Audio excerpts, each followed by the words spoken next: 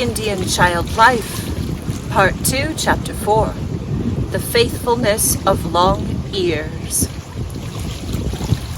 Away beyond the thin hills, above the big lone tree, upon the Powder River, the Unkpapa Sioux had celebrated their sun dance some 40 years ago.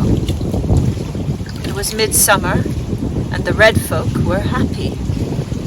They lacked for nothing. The yellowish-green flat on either side of the Powder was studded with wild flowers, and the cottonwood trees were in full leaf. One large circle of buffalo skin teepees formed the movable village. The tribal rites had all been observed, and the usual summer festivities enjoyed to the full.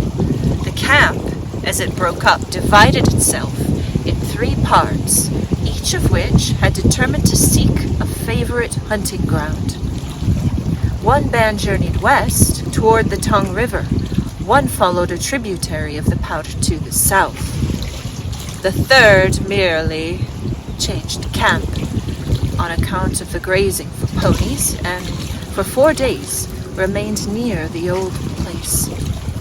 The party that went west did not fail to realize the perilous nature of their wanderings, for they were trespassing upon the country of the warlike Crows. On the 3rd day at sunrise, the Sioux's crier's voice resounded in the valley of the Powder, announcing that the lodges must be raised and the villagers must take up their march.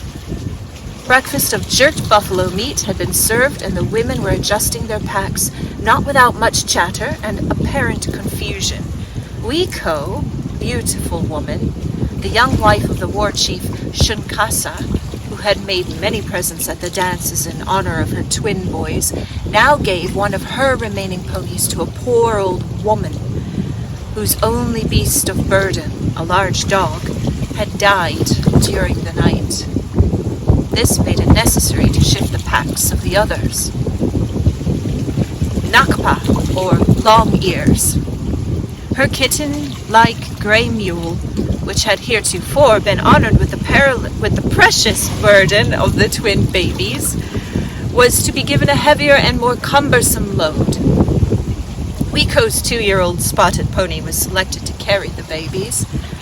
Accordingly, the 2 children, in their gorgeously beaded buckskin hoods, were suspended upon either side of the pony's saddle. As Wiko's firstborn, they were beautifully dressed. Even the saddle and the bridle were daintily worked by her own hands. The caravan was now in motion, and Wiko started all her ponies after the leader, while she adjusted the mule's clumsy burden of kettles and other household gear. In a moment, "Go on, let us see how you move with your new load. Go on," she exclaimed again, with a light blow of the horsehair lariat, as the animal stood perfectly still. Nakpa simply gave an angry side glance at her load and shifted her position once or twice. Then she threw herself headlong into the air and landed stiff-legged, uttering at the same time her unearthly protest. First, she dove straight through the crowd, then proceeded in a circle, her heels describing wonderful curves and sweeps in the air. Her pack, too, began to come to pieces and to take forced flights from her undignified body and heels in the midst of the screams of women and children, the barking of dogs, and the war whoops of the amused young braves. The cowskin tent became detached from her saddle, and a moment later, Nakpa stood free. Her sides worked like a bellows as she stood there, meekly indignant, apparently considering herself to be the victim of an uncalled-for misunderstanding. "I should put an arrow through her at once, only she is not worth a good arrow," said Shunkasa, or White Dog, the husband of Wiko. At his wife's answer, he opened his eyes in surprised displeasure. No, she shall have her own pack again. She wants her twins. I ought never to have taken them from her. Weeko approached Nakpa. She stood alone and unfriended in the face of her little world, all of whom considered that she had committed the unpardonable sin. As for her, she evidently felt that her misfortunes had not been of her own making. She gave a hesitating sidelong look at her mistress. Nakpa, you should not have acted so. I knew you were stronger than the others, therefore I gave you that load, said Weeko in a conciliatory tone, and patted her on the nose. Come now, you shall have your own pet pack. And she led her back to where the young pony stood silently with the babies. Nakpa threw her ears and cast savage looks at him, while Shankasa, with no small annoyance, gathered together as much as he could of their scattered household effects. The sleeping brown-skinned babies in their chrysalis-like hoods were gently lowered from the pony's back and attached securely to Nakpa's padded wooden saddle. The family pots and kettles were divided among the pack ponies. Order was restored, and the village once more in motion. Come now, Nakpa. You have your wish. You must take good care of my babies. Be good, because I have trusted you, muttered the young mother in her softest tones. Really, Weeko, you have some common ground with Nakpa, for you both always want to have your own way, and stick to it, too. I tell you, I fear this Long Ears. She is not to be trusted with babies, remarked Shunkasa, with a good deal of severity. But his wife made no reply, for she well knew that though he might criticize, he would not actually interfere with her domestic arrangements. He now started again to join the men in advance of the slow-moving procession, thus leaving her in undivided charge of her household. One or two of the pony packs were not well trained and required all her attention. Nakpa had been a faithful servant until her escapade of the morning, and she was now obviously satisfied with her mistress's arrangements. She walked alongside with her lariat dragging, and perfectly free to do as she pleased. Some hours later, the party ascended a slope from the river bottom to cross over the divide, which lay between the Powder River and a tributary stream. The fjord was deep, with a swift current. Here and there a bald butte stood out in full relief against a brilliant blue sky. Woo-hoo! Came the blood-curdling signal of danger from the front. It was no unfamiliar sound. The rovers knew it only too well. It meant sudden death, or at least a cruel struggle and frantic flight. Terrified yet self-possessed, the women turned to fly while yet there was time. Instantly, the mother looked to Nakpa, who carried on either side of the saddle her precious boys. She hurriedly examined the fastenings to see that all was secure, and then caught her swiftest pony, for like all Indian women, she knew just what was happening, and that while her husband was engaged in front with the enemy, she must seek safety with her babies. Hardly was she in the saddle when a heart-rending war whoop sounded on their flank, and she knew that they were surrounded. Instinctively, she reached for her husband's second quiver of arrows, which was carried by one of the ponies. Alas, the Crow warriors were already upon them. The ponies became unmanageable, and the wild screams of women and children pierced the awful confusion. Quick as a flash, Weeko turned again to her babies, but Nakpa had already disappeared. When the Crows made their flank charge, Nakpa apparently appreciated the situation. To save herself and the babies, she took a desperate chance. She fled straight through the attacking force. When the warriors came howling upon her in great numbers, she at once started back the way she had come, to the camp left behind. They had traveled nearly 3 days. To be sure, they did not travel more than 15 miles a day, but it was a full 40 miles to cover before dark. Look! "Look!" exclaimed a warrior. "Two babies hung from the saddle of a mule." No one heeded this man's call, and his arrows did not touch Nakpa or either of the boys, but it struck the thick part of the saddle over the mule's back. "Woo! Woo!" yelled another crow to his comrades. "The Sioux dispatched a runner to get reinforcements. There he goes, down on the flat. Now he has almost reached the river bottom." It was only Nakpa.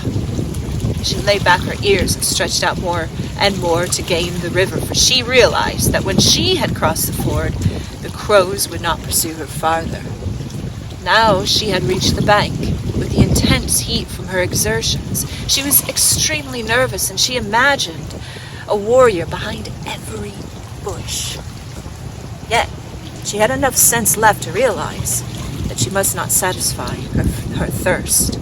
She tried the bottom with her forefoot, then waded carefully into the deep stream. She kept her big ears well to the front as she swam to catch the slightest sound. As she stopped on the opposite shore, she shook herself and the boys vigorously, and then pulled a few mouthfuls of grass and started on. Soon one of the babies began to cry, and the other was not long in joining him. Nakpa did not know what to do. She gave a gentle whiny, and both babies apparently stopped to listen. Then she took up an easy gait as if to put them to sleep. These tactics answered only for a time.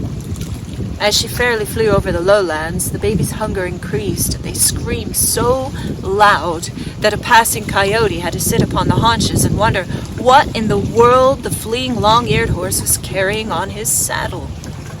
Even magpies and crows flew near as if to ascertain the meaning of this curious sound.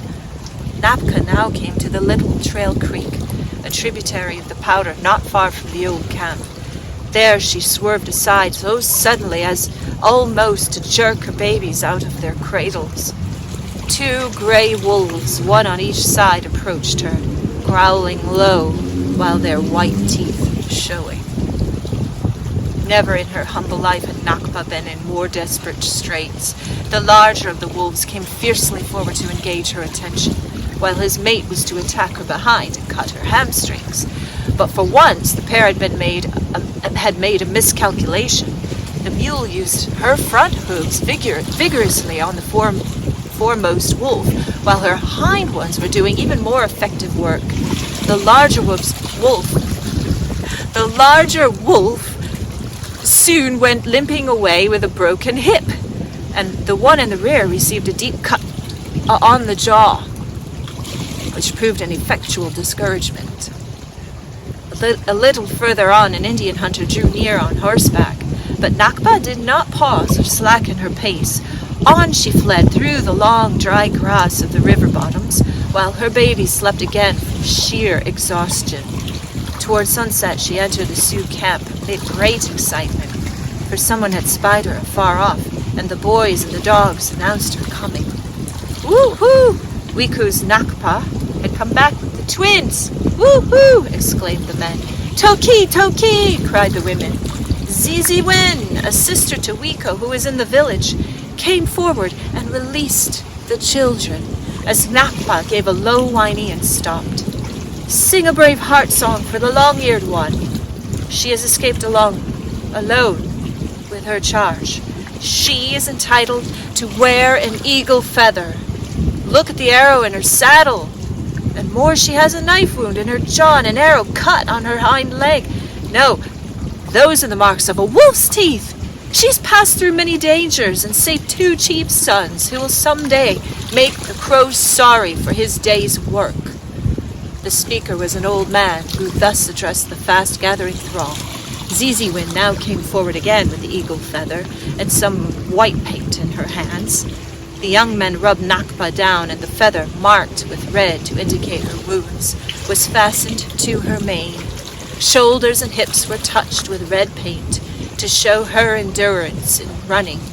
Then the crier, praising her brave deed in heroic verse, led her around the camp, inside the circle of teepees. All the people stood outside their lodges and listened respectfully, for the Dakota loves well to honor the faithful and the brave. During the next day, the riders came in from the ill-fated party, bringing the sad news of the fight and heavy loss. Late in the afternoon came Weeko, her face swollen with crying, her beautiful hair cut short in mourning, her garments torn and covered with dust and blood. Her husband had fallen in the fight, and her twin boys she supposed to have been taken captive by the crows. Singing in a hoarse voice the praises of her departed warrior, she entered the camp. As she approached her sister's teepee, there stood Nakpa, still wearing her honorable decorations. At the same moment, Zizi Wind came out to meet her, with both babies in her arms. Michinski, my sons, was all that the poor mother could say, as she all but fell from the saddle to the ground. The despised Long Ears had not betrayed her trust. That's the end of chapter 4.